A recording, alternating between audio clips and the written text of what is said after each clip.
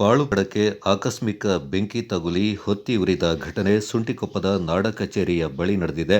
ಸುಂಟಿಕೊಪ್ಪದ ನಾಡ ಕಚೇರಿಯ ಬಳಿಯ ಪಾಳು ಬಿದ್ದ ಕಂದಾಯ ಇಲಾಖೆಯ ಕ್ವಾರ್ಟರ್ಸ್ನಲ್ಲಿ ಶುಕ್ರವಾರ ಅಗ್ನಿ ಅವಘಡ ಸಂಭವಿಸಿದ್ದು, ಸ್ಥಳೀಯ ಯುವಕರ ಸಮಯ ಪ್ರಜ್ಞೆಯಿಂದ ಬೆಂಕಿಯನ್ನು ನಂದಿಸಿ ಮುಂದಾಗುವ ಭಾರೀ ಅನಾಹುತವನ್ನು ತಪ್ಪಿಸಲಾಗಿದೆ.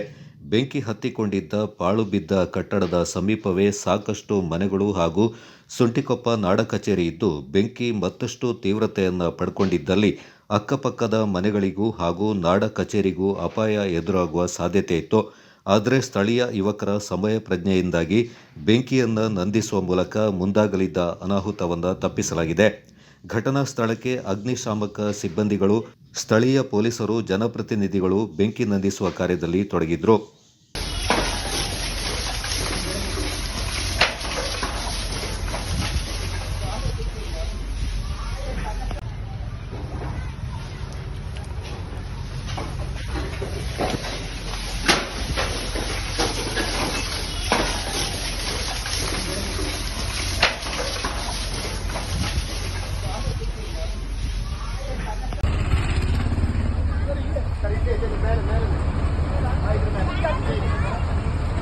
നമ്മളെ സാറിന്റെ